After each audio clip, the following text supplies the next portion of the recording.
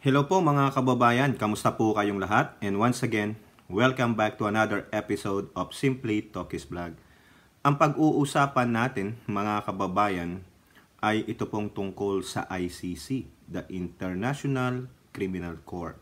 So meron po tayong isang video dyan na kung saan si Senator Bato sinabihan ng Pangulong BBM na be man enough. Talaga naman parang nagtatampo siya sa Pangulo na sabihin mo kasi ang totoo sa amin para alam naman namin ang gagawin namin, na kung pinapasok nyo na sila or hinayaan nyo silang mag-imbestiga at nakikiko-operate kayo. Di po ba? Yun ang mga insinuation niya. At dun nga po sa video na yun, sinabi natin na may nagsabi daw sa kanya, yung mga ICC investigator ay nasa Boracay. Doon po sila nag-iimbestiga. Ano iniimbestigan doon? Di yung magandang tanawin sa Boracay. Paulit-ulit namang sinabi ng Pangulo, ng DOJ, wala silang jurisdiction at wala silang natatanggap na information na gustong makiko-operate ng investigador. Sabi rin ni Solgen, si Minardo Guevara, na they can do their own investigation pero walang tutulong sa kanila. Diba? They can do investigation via online, no? Sa BI, yung Bureau of Immigration, tinanong din, wala kaming info na nakapasok sila o nandito sila. Ang tanging nagsasabi niyan ay ito, si Ampao. May tumawag na naman. Second time na yan. Ang kukulit talaga. Hindi mo nagsasalita. Pag nag-hello ka, ayaw magsalita. Yung pala, yung manghihingi ng donasyon. Di po ba? Balik tayo doon kay Ampao. Siya lang nagsasabi niyan.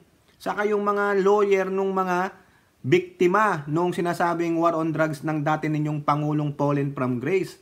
Anong sabi ni Trillanes kaya umikot yung tumbong ni ni Bato? ICC impeach last December. Arrest order versus Duterte soon. Ayan, dyan na po umikot ang tumbong kasi narinig yan ni Bato na lalabas na ang arrest, warrant of arrest sa kanila.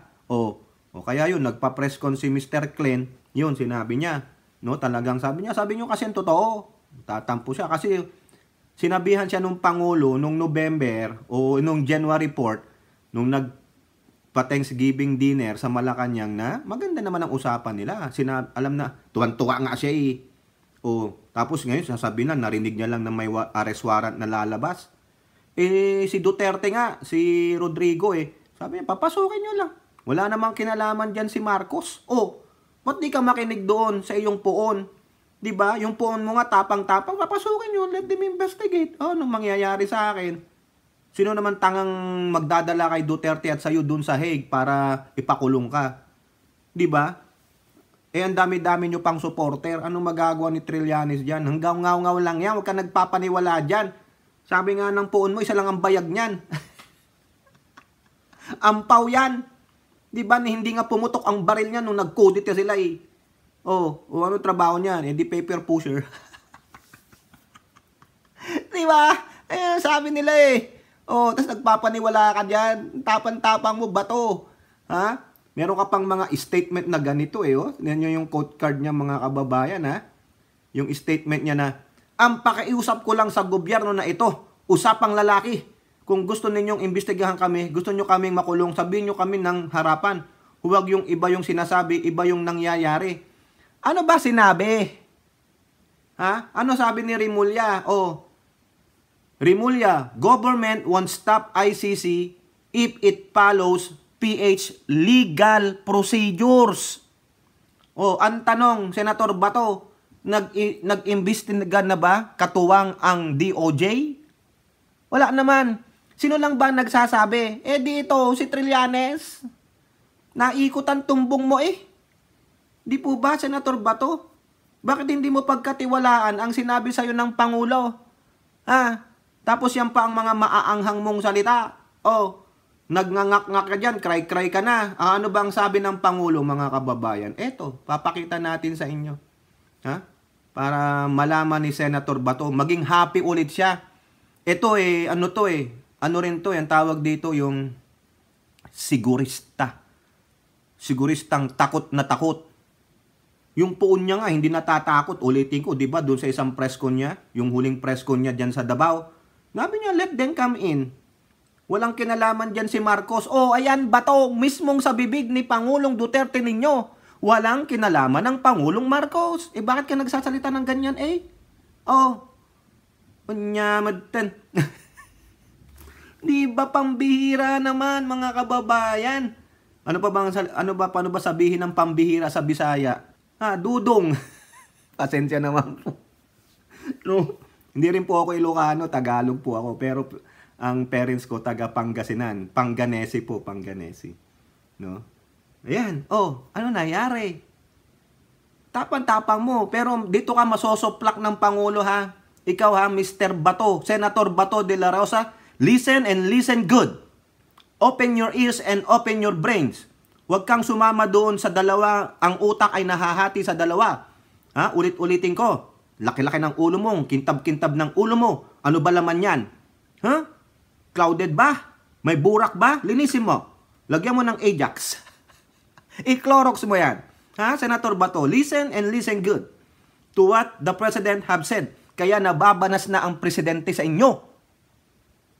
Kaya sinabi niya doon sa reporter, stop it. Stop it. Mag-uusap na lang kami ni Inday. Di ba? Panoorin niyo siya ng ating vlog. Nasar ng Pangulo. Kasi itong mga to, para tingin nila, dino-double cross sila. Double face ba ang Pangulo? Hindi. Hindi. Ito, masusuplak yung makintab mong ulo. Na ang utak mo yata ay nahati sa dalawa. Sana hindi naman. On the right side, there's nothing left. On the left side, nothing is right. O ano ka? Bakit naikot ang tumbong mo? Si Senator Bato, tahimik lang. Si Senator Gob, tahimik lang. Kasama rin siya doon. Binanggit din ni Trillanes. Si Sara Duterte, pinabubulaanan lang yan. Mamaya, sa dulo, lalagay natin siya. Mga kababayan. Di po ba? Bago tayo magpatuloy, napahaba tuloy, nawala yung intro ko dahil kay Senator Ajax. Senator Bato. Tayo po ay magpapasalamat sa lahat ng ating channel members, followers, subscribers, likers, and share ng ating mga videos. Maraming salamat po sa inyo sa mga nagbibigay ng super sticker, super chat sa ating video premiere, sa mga super thanks. May God bless you po sa pagsishare ng inyong mga blessings. At ganun din po sa ating mga bashers. Sige, tuloy nyo lang yan, pandagdag po kayo. Ang gusto nyo mag-invite pa kayo, tapos lagi nyong i-like at i-share para lalo kayong makapang-bash. Okay? May God bless you all. So yan na po. Tuloy natin kay Mr. Ajax ang pangsasulplak natin. No? Galit na galit siya. Ano ngayon ang ginawa ng Pangulo? Kukulitan sa iyo eh. Kumpare mo pa man din yan sa kasal, di ba? Naalala nyo yon? Sama-sama sila doon sa kasal ng anak ni Senator Bong Revilla. Happy-happy sila. Tapos binigyan ka na nga ng assurance ng Pangulo nung January 4. Ayaw pa rin tanggapin. Ano gusto mo? Ang Pangulo na lang ang pumalit sa'yo sa ICC? Kung pwede lang eh. Di po ba? Grabe. Doon nga sa isa natin vlog, sabi ko dapat, hindi ka na nagpa-press con. Just go to him privately. Kausapin mo si DOJ o si SOJ, Rimulya. Hindi yung nagnangak-ngak ka dyan. Di po ba? Tama mali ako mga kababayan. Sige. Konting konting gusot. Kumukunot na noo mo eh. Umiikot na tumbong mo, sisisi mo si Pangulong Bongbong. Binigyan ka ng assurance. So ito ano sabi ng Pangulo? Diyan na lang po sa Presidential Communications Office. PBBM reiterates. Senator Bato. Tanda mo tong words na to. Reiterates. Inulit. How many times inulit? Ito, mababasa natin mga kababayan. Mababasa natin how many times inulit-ulit ng Pangulo sa inyo dahil sa kakulitan ninyo, ng mga, mga ulalo, ng mga spoiled brat, ilang beses inulit ng Pangulo ang mga katigang ito. PBBM reiterates ICC has no jurisdiction over Philippines. Won't cooperate in its investigation. Ayan, suplak sa'yo.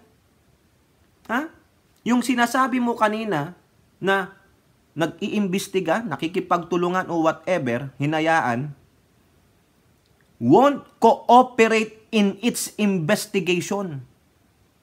Hayaan mo silang mag-imbestiga dyan, tulad ng sinasabi ni Trillanes. Pero ang gobyerno ko, hindi makikipagtulungan kasi may mga legal issues. Ayan na ang sabi ng Pangulo, in defending you and the Dutertes and the cohorts of yours. Di ba? Kahit na ano pa ang sabihin ng mga anti-Marcos at Dilawan, ina-assure niya sa inyo na maproprotektahan kayo kasi kayo ay mga Filipino citizen. Ganyan yan. Tapos ikaw, petty issue, no? Dahil ikaw ay na sobrang stress na, baka ikaw tubuan ng buhok dian, sinisisi mo kaagad ang Pangulo? Sabi mo pang, be man enough? Who the hell are you? Senator ka. Sino sinasabihan mo? Ang presidente. Magpresidente ka muna, Senator Bato. Pasensya naman ha. Nakakabanas kasi. Parang ang lintayan nila, magpakalalaki ka. Lalaki ka ba? May bayag ka ba? Kausapin mo kami ng harap-harapan. Ikinausap ka naman ha. Yun nga lang, private. O, di ba may decency pa yan? Kayo ang nag-iingay sa publiko. Kayo ang walang decency. Di ba? Bakit? Nag-iingay ba ang Pangulo na sinabi niyang pinapasok ko na? Hindi. Sino nag-iingay? Sino nagpupumilit na nandyan ang ICC na nag-iimbestiga? Nag-iimbestiga ka kasama ang NBI? Nag-iimbestiga ba kasama si PNP Chief Acorda, yung mga tauhan niya? Nag-iimbestiga ba kasama si SOJ? O si Minardo Guevara? Hindi.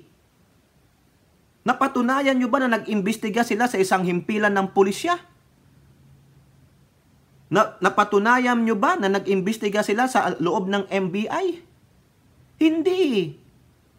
Ang naratiba lamang ay si Trillanes at si Roque na sinabing nag-iimbestiga ang ICC sa loob ng bansa. Pero ang tanong, nakiki-operate ba ang pamahalaang Marcos sa investigasyon? Sinong iniimbestigahan? Kundi yung mga pamilya ng mga nabiktima ng war on drugs ng phone mo.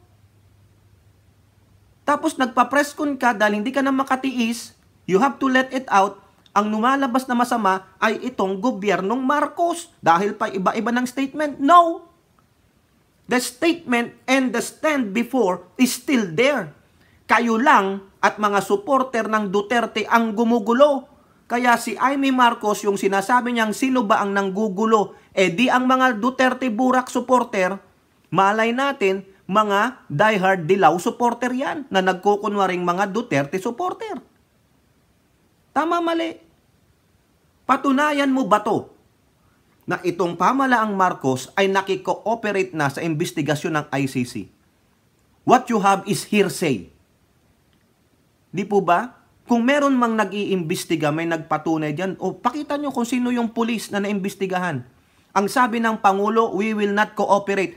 Meaning, yan ay naipadala na sa Department of Justice. Naibigay na yan sa DILG na siyang humahawak sa mga kapulisan. Alam na yan ni SOJ Rumulya.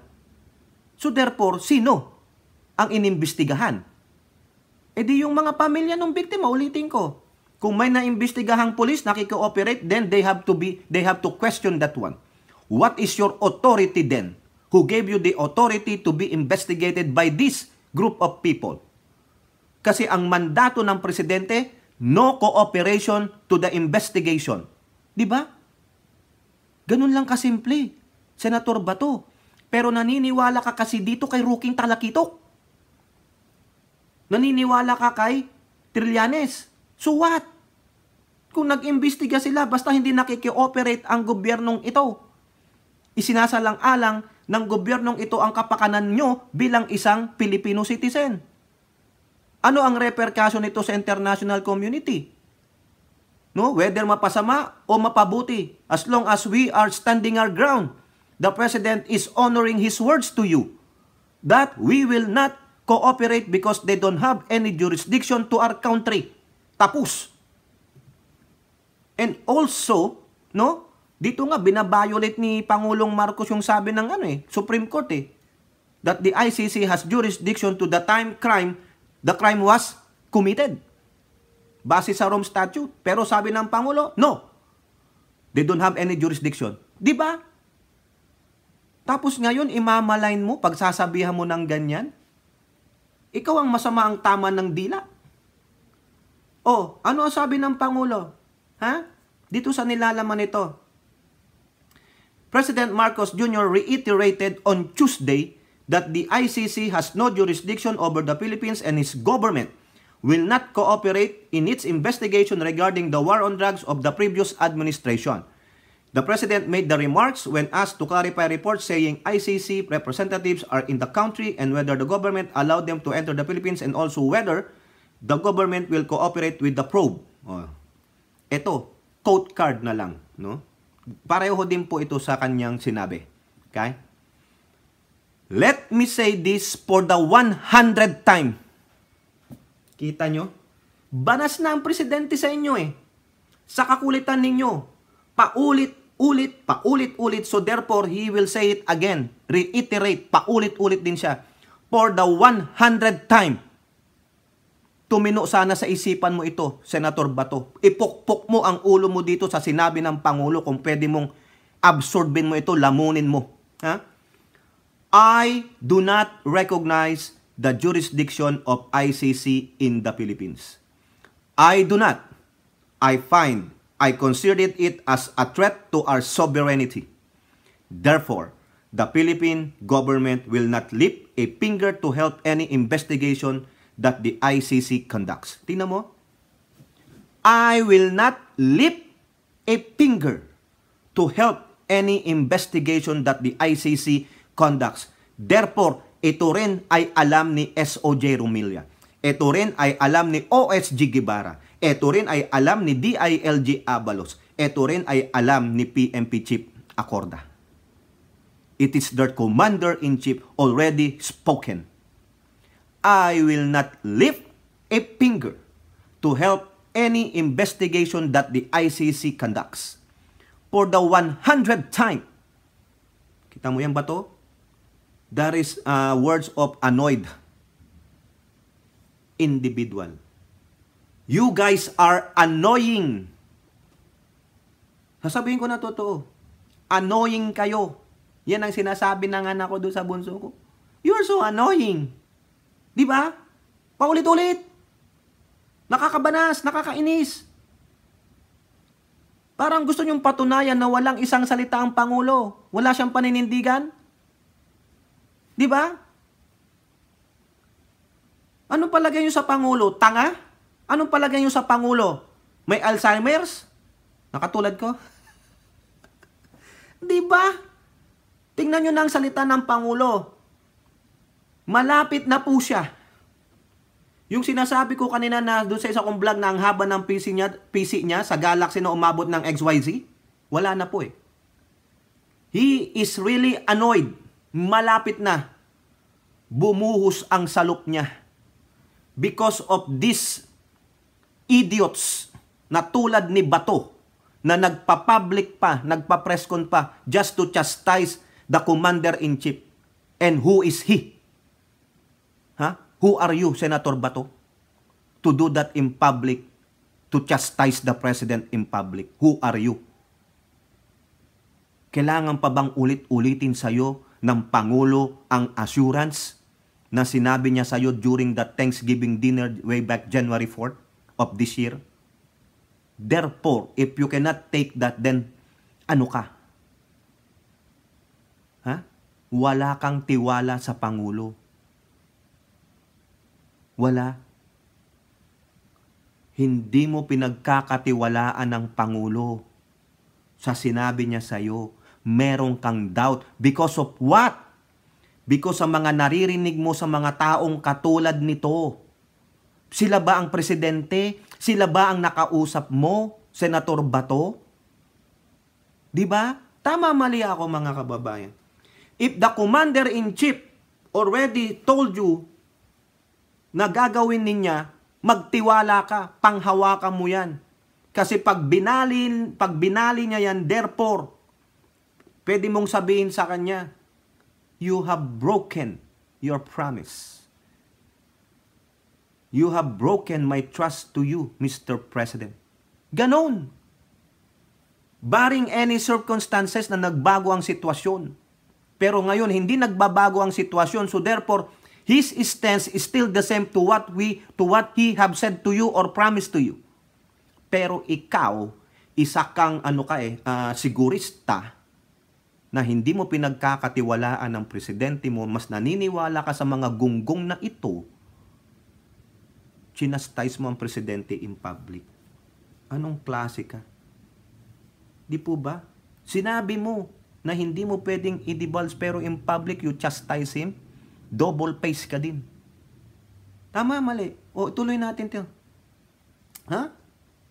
I will not lift a finger to help them investigate. However, as ordinary people, they can come and visit the Philippines, pero hindi kami tutulong sa kanila. Yan palagi ang sinabi niya. That's why for 100 times, it's the same narrative. It's the same statement. Hindi nagbabago ang posisyon ng Pangulo. Kaya ang sabi ni Pangulong Duterte ninyo, walang kinalaman si Marcos dyan sa ICC. Hindi pa rin kayo naniniwala.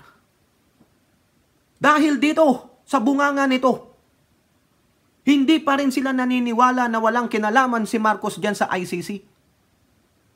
Sinabi na ni Pangulong Duterte ninyo, pero hindi nyo pa rin siya pinapaniwala. Akala ko ba kung ano ang sasabihin ng Pangulong Duterte ninyo ay paniniwalaan ninyo? Ganun kayo kakulto, pero hindi pala totoo. Mga sinungaling din kayo. Mapagbalat kayo. O ngayon, sinabi na ulit, parehong-pareho lang po yan. Balikan ninyo yung mga previous statement niya. It's the same narrative. It's the same statement. Hindi pa ba malinaw sa inyo, Senator Bato? Hindi pa ba malinaw sa iyo, Attorney Harry Roque? Di po ba that this president is still protecting the Dutertes? Pero the Dutertes cannot protect this president. Instead, they keep attacking him. Di po ba? Kaya naaanoy na ang presidente sa inyo eh. Ano ang sabi ni Amy? Huwag niyong galitin ang ading ko. Mahaba ang PC niyan. Pero ibang klase magalit yan. Don't provoke the bear. Don't poke the bear. Kasi sa sobrang kulit ninyo, you are too much to handle. Baka matulad na tayo sa 1972. Mas gusto ko yun. Di po ba? Para Marcos na lang. Bahala na kung anong sasabihin ng tao. I don't care. I still support him. Despite of what he is doing right now, wala pa rin kayong tiwala. Why can't you not trust him? Even though na hindi nyo kayang ibigay yung 1,000% trust ninyo, give him some percentage of your trust. Because he is protecting you. Ito pa sabi niya, in fact, sa totoo lang, pina-squill mo na, gago ka eh. Gago ka ba to? Hindi dapat ito sasabihin ng presidente, pero for your convenience because you are selfish, narcissistic idiot. Pasensya naman, galit na galit ako mga kababayan.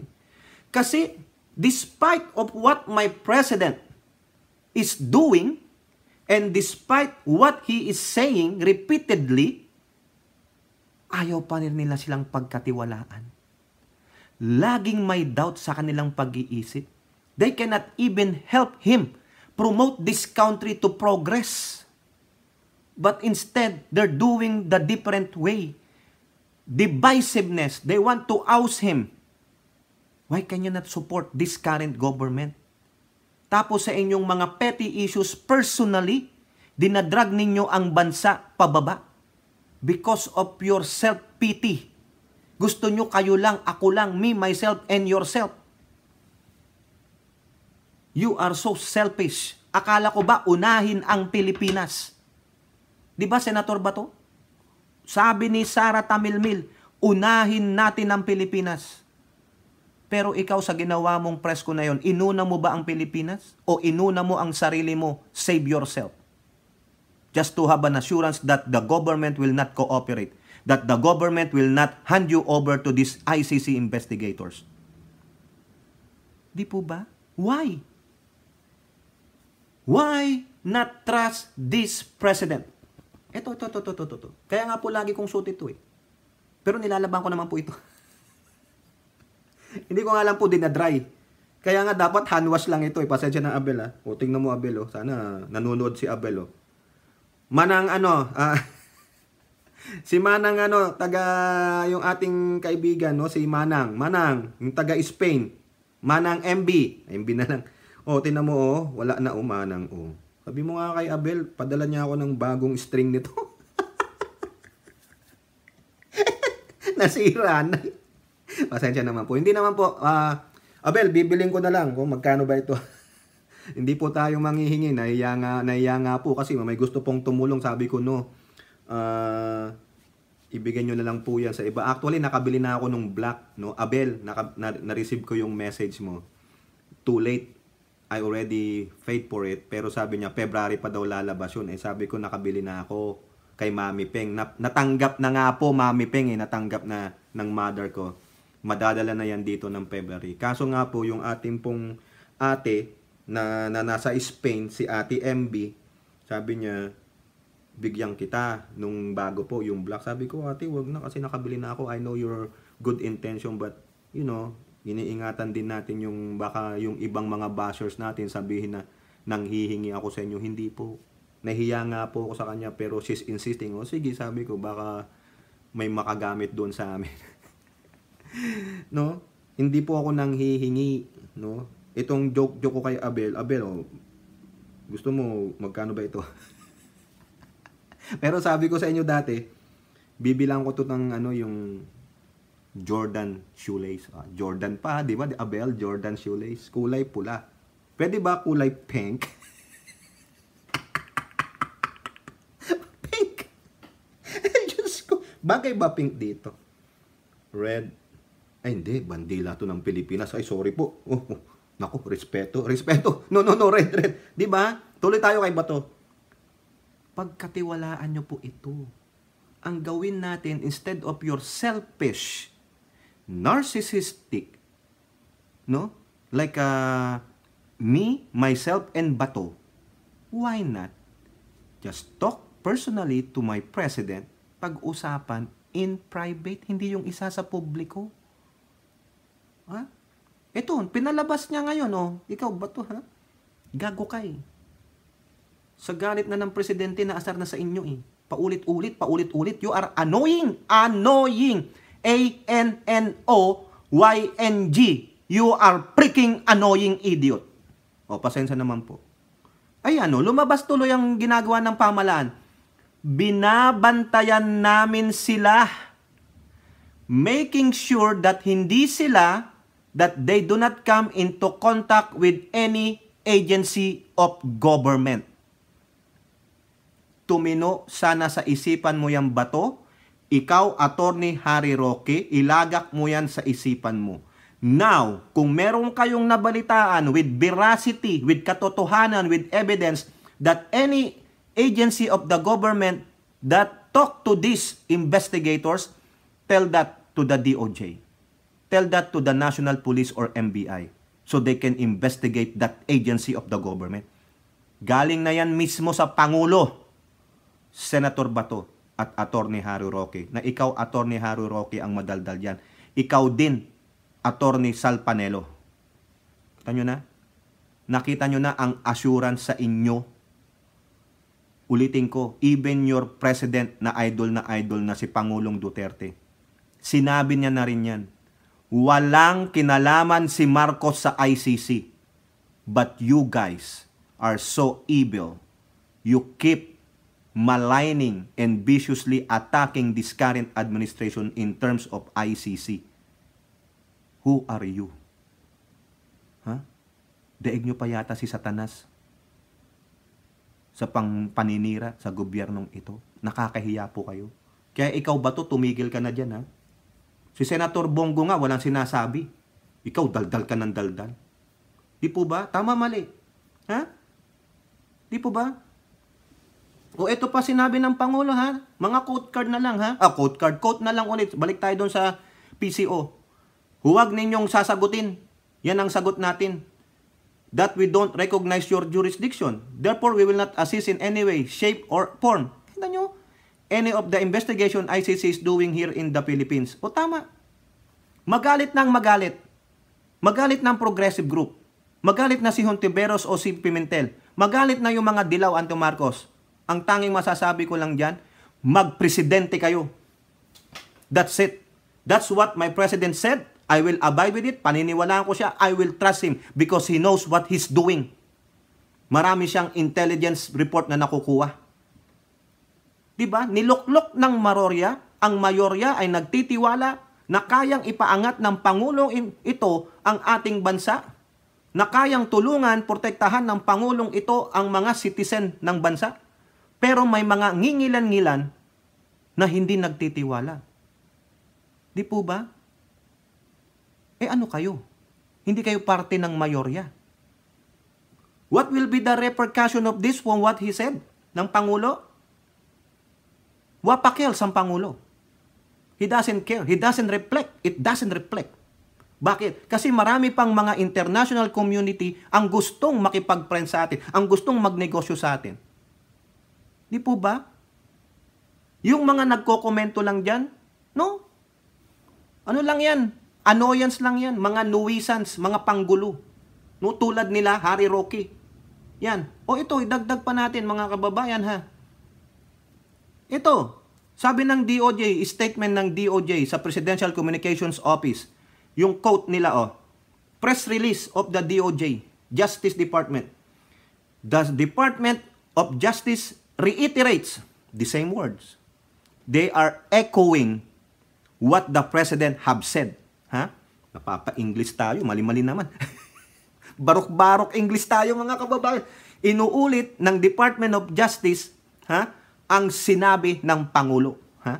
Reiterates its consistent stance on matters pertaining to the ICC.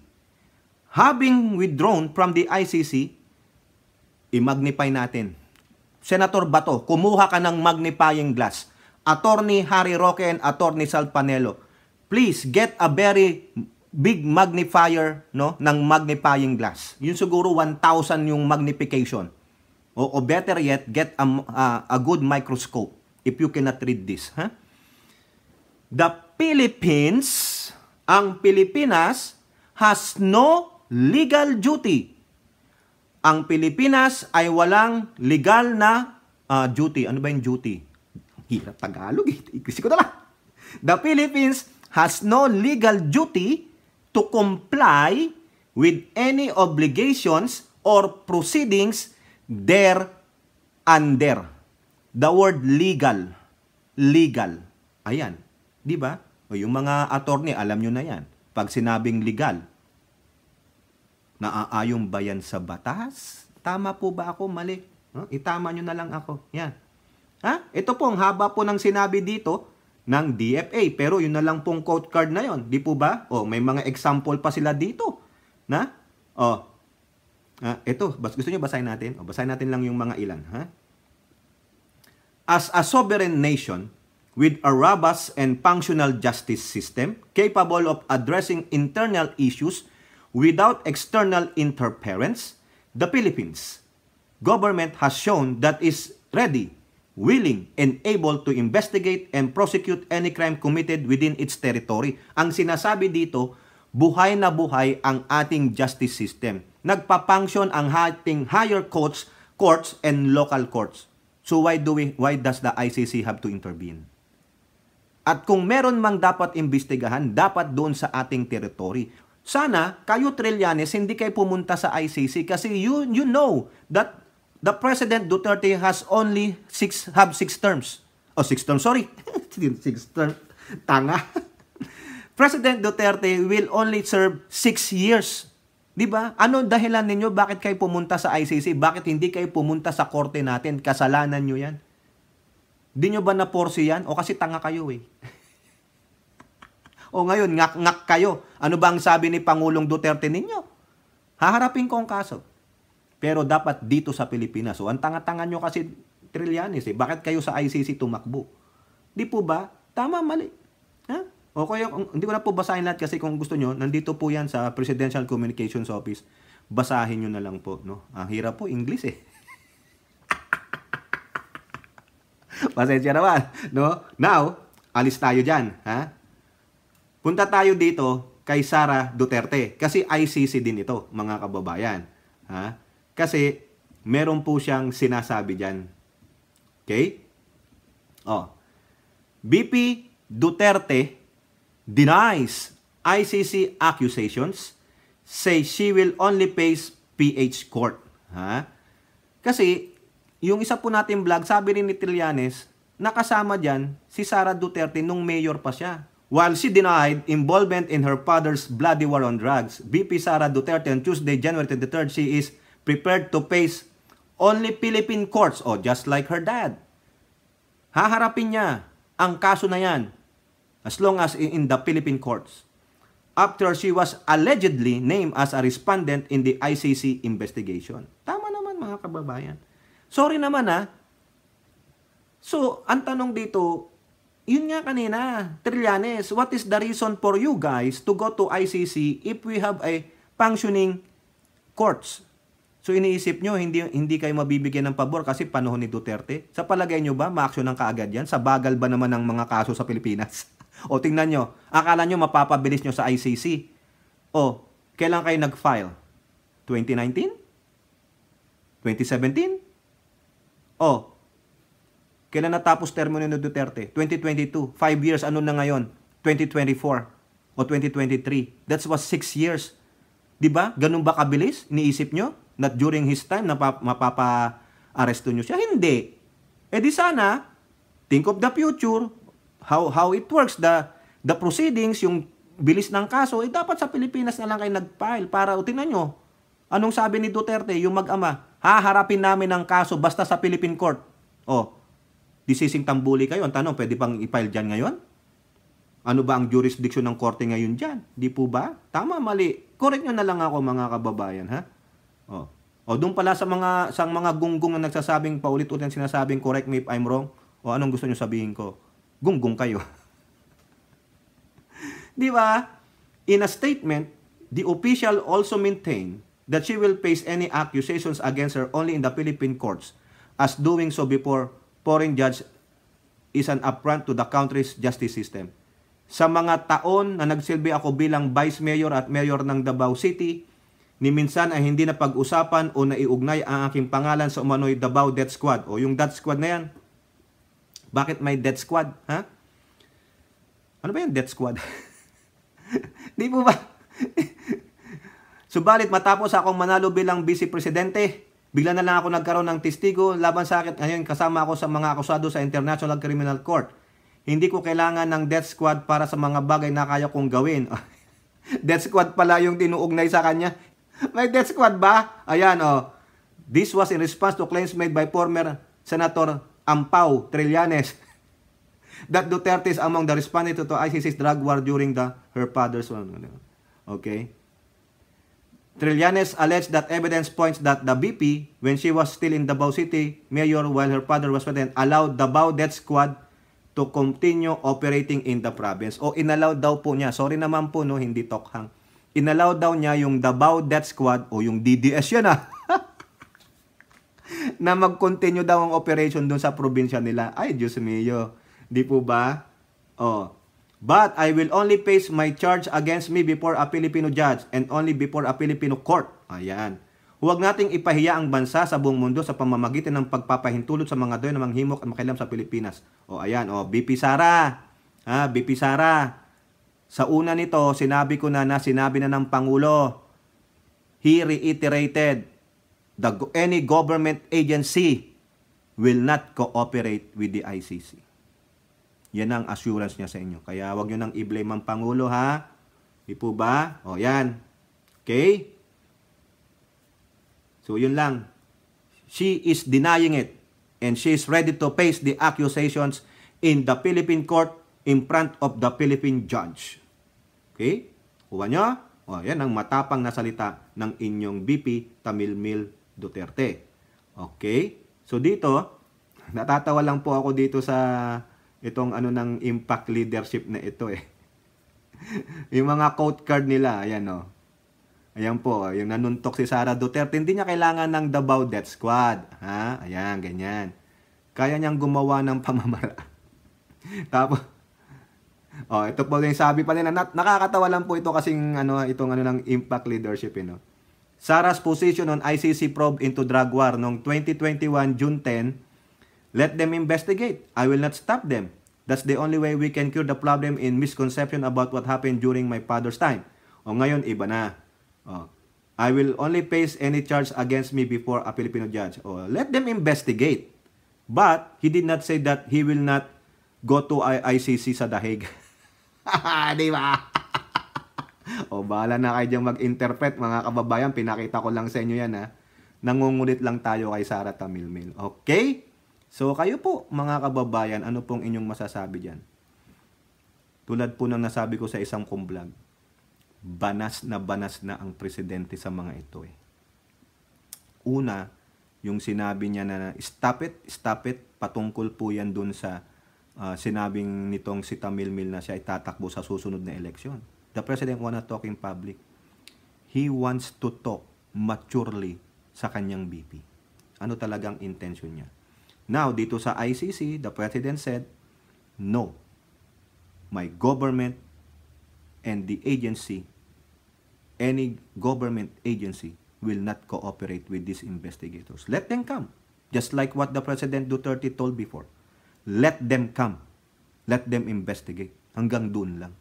Pero hindi makikipag-ugnayan ang any government agency sa inyo. Mamatay kayo sa inggit. Kaya ikaw, Trillanes, wishful thinking.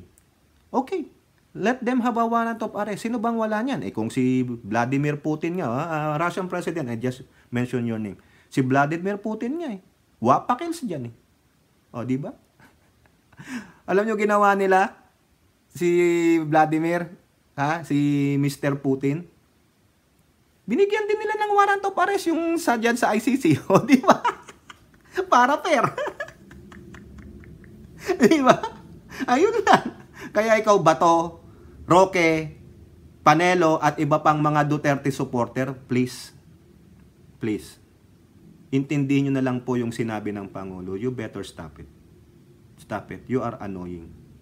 You are just putting more flames to the fire. No, that's enough.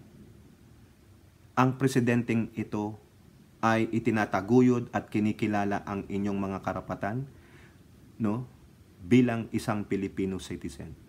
As much possible, he will go to greater lengths to protect the Filipino people. Yun po yun. Pero wag nyo pong sagad-sagarin ng presidente. He is annoyed already. Stop it. Don't let him spill yung annoyance ninyo sa inyo. No. Don't provoke. Don't poke the bear. Kaya tandaan nyo yung sinabi ng ate niya. Iba magalit ang ading niya. So don't try it. No? Stay in your lane. Do not ever do that again. Kasi hindi lang ang presidente ang papalag sa inyo. Ang mga Marcos loyalists, mga BBM loyalists at supporters. Kaya wag kayong sasabihin kong stupido. Stop it. Yun na po yung sabi ng aking presidente. You better stop it. Better yet, help this government to achieve its greater heights. Unahin natin ang Pilipinas. Di ba? VP Sara Duterte, yan ang sabi mo. Bagong Pilipinas. Ang presidente at VP ng bagong Pilipinas ay may paninindigan, may prinsipyo, may isang salita. Pero ang tanong, nakikita ba yan sa VP? Kasi nakita nyo na sa aking presidente. Dito, kay Nong PBBM. Why not we come together as an old one? Yung dati. na sama-sama tayo. Sama-sama tayong babangon muli. Di po ba? Why not? Usap-usap na lang kayo. Magtulungan kayo. Isang tabi ninyo yung si Duterte lang ang makakagawa nito. No! No! If someone came in that has more knowledge, capable of what Duterte can do, why not we accept that? Just like PBBM.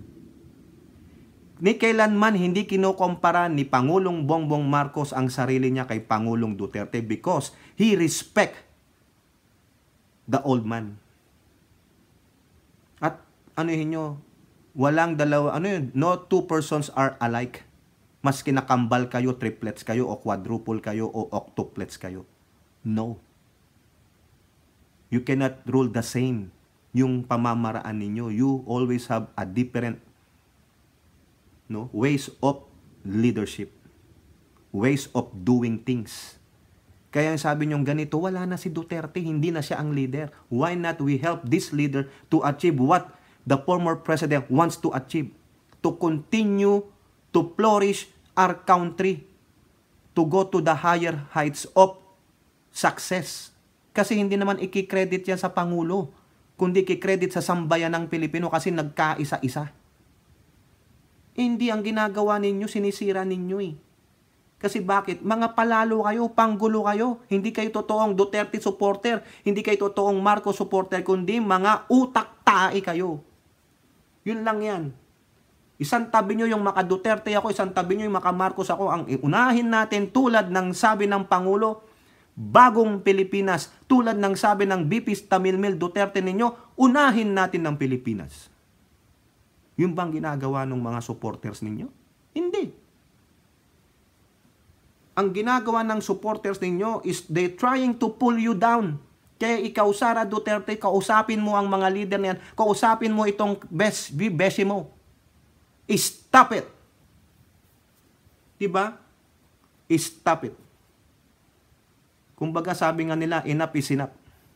Pag ayan ang sinabi na ng Pangulo yan, enough is enough, you better watch out. Baka bumalik na naman tayo dun sa 1972. For me, better yet.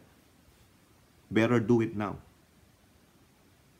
At itong mga generals, nagbigay ng manifesto, 22 of them, the 4 groups, they're standing with my president. They're standing with the Congress. Kaya yung mga destabilization plotters, you better watch out. Stop it. The president is annoyed. Don't let him go there. Huwag nyong i-poke, huwag nyong i-provoke ang bear. Okay, kayo po, ano po yung masasabi? Comment down below. And don't forget to like and share. Hope to see you on the next videos. Bye-bye. God bless.